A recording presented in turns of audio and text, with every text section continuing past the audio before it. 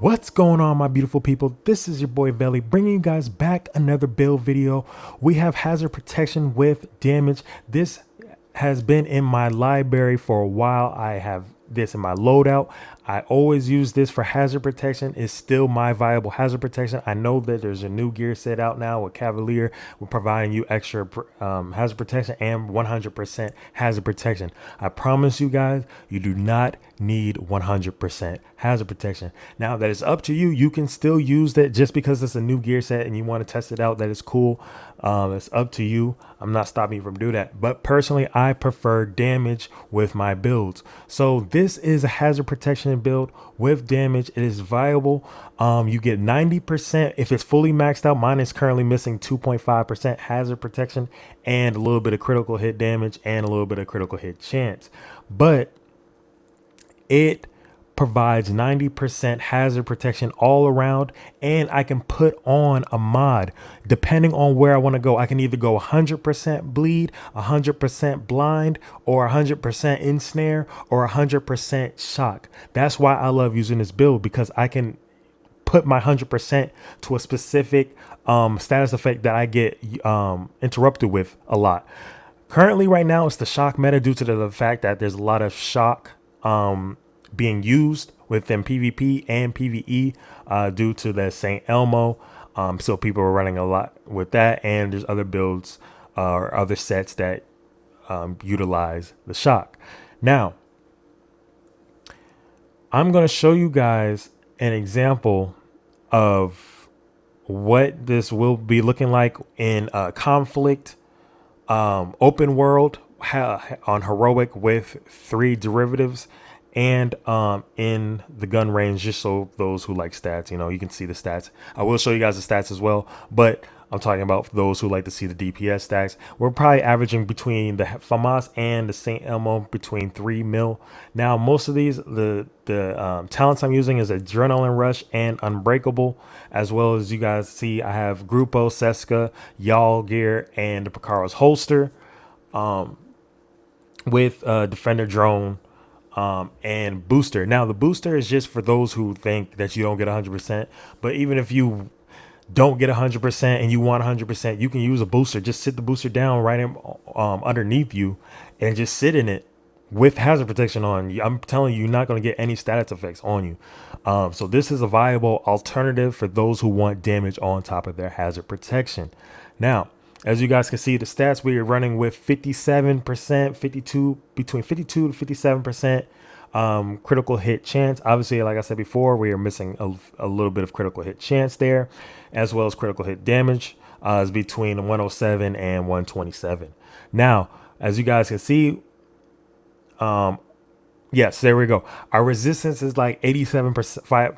0.5%. Remember, I'm missing at 2.5%. So these will actually be 90% all the way down. And like I said, where that 97.5 is, that will actually be 100% because that's that 2.5 that we're missing. You can either put it on, like I said before, bleed, blind, ensnare, whatever. If you get a maxed out status resistance mod, you can put it on whichever one you prefer. But right now, like I said before, it's shock meta. So I'm going to put 100% on shock resistance. All right, so now I will be showing you guys an example of what it looks like in the open world. Okay, so now that I mentioned that I will show you guys in the open world, we are doing a public execution on heroic with 3 derivatives. I did not activate golden bullet, so I can show you guys the raw build, like what it looks like without any extra bonuses, any extra boost in damage or speed, reloads, nothing like that, just the build itself. So this is gameplay of what it can do on heroic with 3 derivatives on public execution. While this is going on, I will be talking about the current issues that we all know about that's happening right now in year 5 season 1. We have conflict messing up. I actually did go through a pretty smooth conflict match. Maybe they have fixed it today as of Friday, the day before you guys are watching this video. Maybe they fixed it just secretly. They're supposed to fix it at 18.1. I didn't see an update for that yet. But the first match I had was pretty smooth, so I have no complaints. But most people are saying that Conflict's movement has been messing up. They can't get into cover. They can't jump over cover. They spawning outside of the map boundary. They can't use their skills, but I think they fixed that, because like I said, I haven't had that issue yet. And you guys will see towards the end of this video that I did not have issue with conflict. And Descent game mode has been having lags apparently with other people. People are saying that it's been slowing down due to people using the exploit. Guys, do not do the exploit, please. I told you, even the devs has said it themselves. They will punish those who do the exploits, and they will give you I think they will give you a warning first. But if you are caught doing it again, you will get permabanned. If you do not want to get permanent banned and you actually enjoy this game, I highly recommend staying away from it.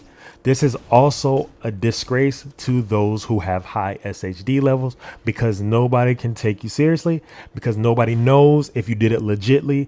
Those who have 80,000 plus SHD, did you do it legitly? Nobody knows. That's the problem with these exploits. We can't take this grind with the SHD for granted. Now, I'm going to show you guys me doing a control point. Now with this control point, I like this control point because it has a lot of hazard. I'm going to mainly show you how well this build can work against hazard. Now the main hazard that is happening here is flames. So I will show you just standing in it, hiding in it, running in it, shooting in it, because I want to prove to you guys that not 100% hazard protection is unnecessary. 90% works just as well. Okay. And actually what we're using right now is 87.5. So even 87.5 works pretty darn well. And I barely got probably didn't even get burned that much at all. So I'm just showing you guys 100% is unnecessary, but we are packing a lot of damage. We're killing these AIs on heroic in like 1 or 2 clips, and that's including the elites. Okay, so I'm showing you how much damage this build can do. All right. Any other issues that has been going on, let me know in the description below for you. I personally haven't had any issues. I do have a big issue that happened for me. I actually recorded my first descent mode game mode run, and the Elgato dropped frames and I couldn't show you guys. I recorded it, and if I try to record it again, it will be unfair and unhonest because it wasn't my first run. So unfortunately guys, I can't show you my first run, but I will do a breakdown of the descent another time. Unfortunately, the footage, like I said, I recorded a really good video. The footage got dropped, so here we are now. But other than that, next up, I will show you after this control play is done, will be the conflict match. Now with the conflict match, I'm going to show you guys and walk you through my mindset for those who are actually trying to get into PvP or conflict for the first time and just don't know how to play. I'm going to show you my thoughts. I'm going to tell you my thoughts on what I'm going to do even with this build. Now, this is not my main build I use for PvP, but I'm showing you guys this is an alternative and a good hazard protection build to use in PvE and PvP. All right, now we are on the conflict match. I'm talking about, this is the example of me using the hazard protection build. I'm showing you how valuable it works in PvP. It is not the best build, but it is a great hazard protection build to use, and I'm going to show you with my own proof. Now, it depends on your skill, how good you are in PvP. Also, it depends on how well you know the mechanics of PvP. I played a lot of FPS games, and I just played a lot of Call of Duty competitively. So my mindset with this match is, or any PvP match I go into, is to hug walls. I always hug the walls because I prevent people from getting behind me, and I don't want people to be on in my peripheral vision and not be able to see them in time. So I always hug walls to prevent people from being on my backside. Now, as you guys can see, I'm always team shooting with the team. If they push, I push. I usually initiate it if I see that they're like a little nervous to push forward. But we're all looking right now at their spawn, so I stayed back just to see what my team would do. Looks like one of my teammates pushed forward. He looks like he's okay. So based off of the feed, you can tell they all died at the spawn.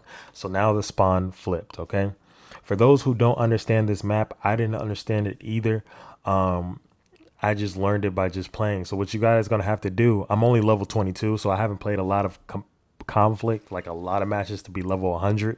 So I'm still learning these maps as well myself.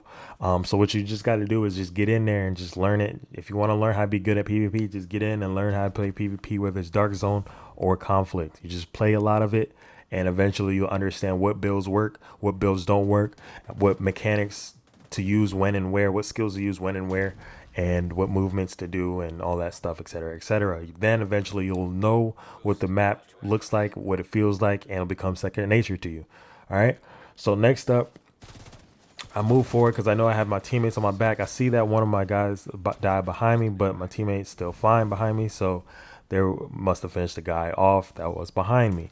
Now I'm focusing on their spawn, making sure none of their players get past me. I don't like spawn trapping, so I don't ever push into the spawn directly. Oh, see, okay, here we got a guy behind me. I think I die here, just to the fact that I did not know that this guy was behind me at the time, so he already had bullets on me.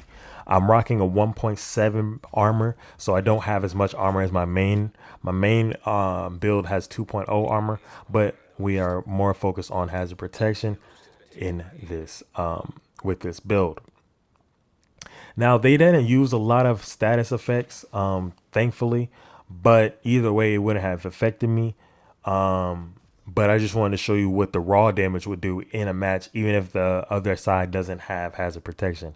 Now, this is the whole point of having loadouts. You have loadouts so you'll be able to swap to them. Usually, I would probably start off with my main build first, and if there's a lot of status effect, I will swap to this build.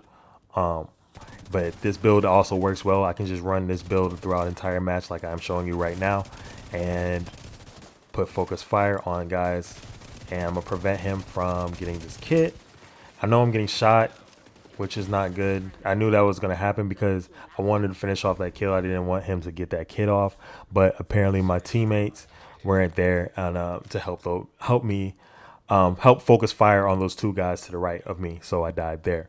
Those are my only two deaths of this match. As you guys see, we have mercy ruled them. So based off of that, my teammates were pretty good. The build's pretty good. I've handled myself well here. I play cautiously because this build is strong, but remember, we are focused on hazard protection, so it doesn't have a lot of super damage, okay, to be able to one-tap people and stuff like that, or melt their armor off really fast. So I play conservative with this build even more than my main build. So I pop kits just to prevent myself from getting shot when I push. I mean, I'm gonna get shot, but like I'll get armor back because it replenishes 200% of your armor over a certain period of time. So I pushed in, med kit's gone.